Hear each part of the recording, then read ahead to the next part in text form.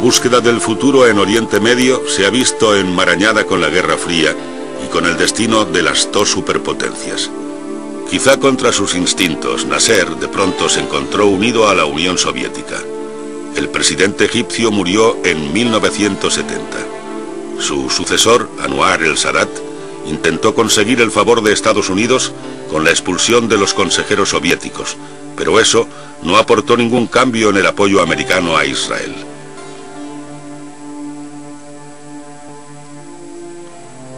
El nuevo presidente de Egipto, como Nasser anteriormente, era consciente de la enorme expectación del pueblo árabe. En 1973, Sadat reinició la guerra contra Israel con la intención de recuperar el Sinaí, controlar el canal de Suez y cumplir con la causa árabe. En 1973, Egipto disfrutó de la ventaja de la sorpresa. En un intrépido ataque, los egipcios cruzaron el canal durante la celebración judía del Yom Kippur, la más sagrada de sus efemérides. Al mismo tiempo, los sirios atacaban a las fuerzas egipcias en la Siria ocupada. Los egipcios superaban en número a los israelíes, y más que intentar penetrar profundamente en Sinaí y volver a capturar el territorio, prefirieron librar una batalla de desgaste, destruyendo a los israelíes lentamente, acumulándoles muchísimas bajas. Los egipcios usaron nuevos misiles antiaéreos que neutralizaron el poder aéreo israelí. Sin embargo, los israelíes resistieron y absorbieron la presión egipcia, mientras obligaban a los sirios a retroceder. Luego, gracias a la inspiración y osadía de su generalato, los paracaidistas israelíes cruzaron el canal de Suez colocándose a la retaguardia de los egipcios y provocándoles un fracaso absoluto. La guerra del Yom Kippur fue uno de los episodios más peligrosos de la Guerra Fría. Tanto Estados Unidos como Rusia alimentaron la contienda con envíos masivos de armamento y hubo un peligro real de que las fuerzas rusas y estadounidenses pasaran directamente al conflicto bélico. Estados Unidos puso sus fuerzas en estado de alerta roja y los soviéticos enviaron aviones de combate a Siria.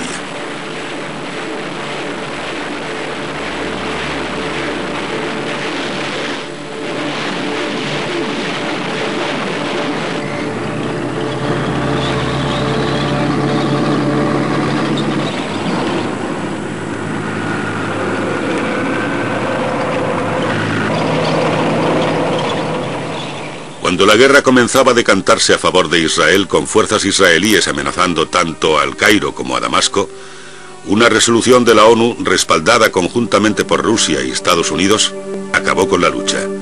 Las pérdidas de la guerra de 1973 fueron enormes. Israel perdió 2.800 hombres, Egipto 15.000, Siria 7.000. Pero el efecto sobre la moral árabe fue electrizante. La guerra del Yom Kippur demostró que Israel no tenía el monopolio absoluto de la destreza militar.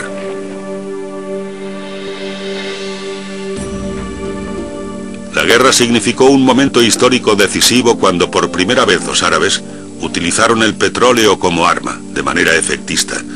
Los países productores de petróleo tenían ahora una organización internacional que era utilizada para preparar una campaña contra Israel. Los miembros árabes de la OPEC votaron por reducir la producción de petróleo en un 5% cada mes, hasta que Israel se retirara de los territorios árabes ocupados. A finales de 1972 el crudo costaba $3 por barril. Un año después, tras la guerra, el precio se había cuadruplicado hasta casi los $12. La acción hizo entrar en recesión a la economía mundial.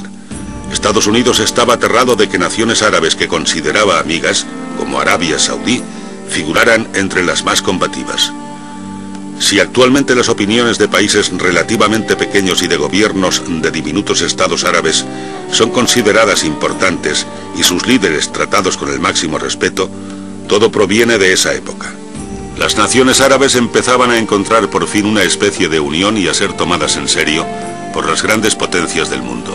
La utilización del petróleo como arma causó un espectacular cambio y reajuste de las relaciones, amistades y simpatías internacionales.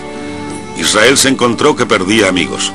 Una nación tras otra rompió las relaciones con Israel o se hizo neutral, expresando simpatía por la causa palestina. Los productores de petróleo árabes inundaron sus arcas de dinero. La caricatura del árabe con todo cuanto posee bañado en oro viene de esa época.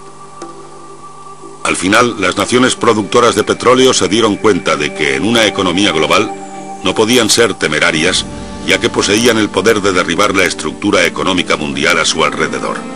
Pero el petróleo creó nuevas desintegraciones en el mundo árabe, que se dividió entre los que lo tenían y los que no, con nuevas rivalidades y resentimientos.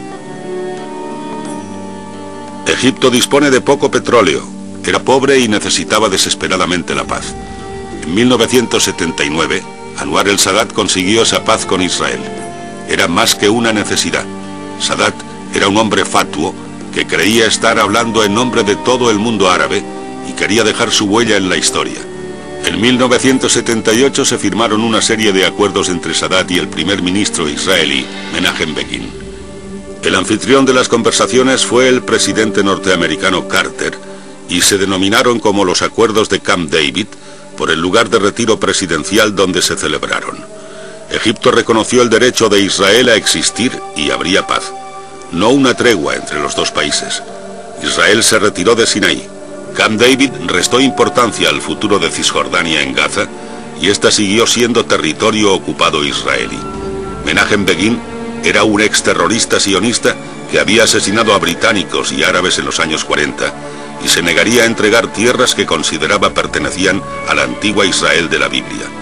Carter, un hombre moralista, luego se lamentaría de que los egipcios hubiesen sido engañados en cuanto hasta dónde transigiría Israel.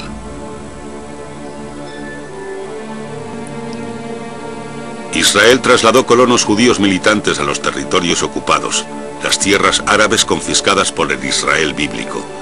Con las fronteras del sur ahora aseguradas, Israel avanzó agresivamente hacia el norte, invadió Líbano y atacó las bases desde las que la OLP había lanzado ataques contra la zona septentrional israelí. La invasión provocó una guerra civil en el Líbano, un país donde árabes, cristianos y musulmanes habían compartido un gobierno en frágil coalición cuando los israelíes pretendían instalar allí un gobierno amistoso. Beirut fue sitiada y la artillería israelí bombardeó la ciudad.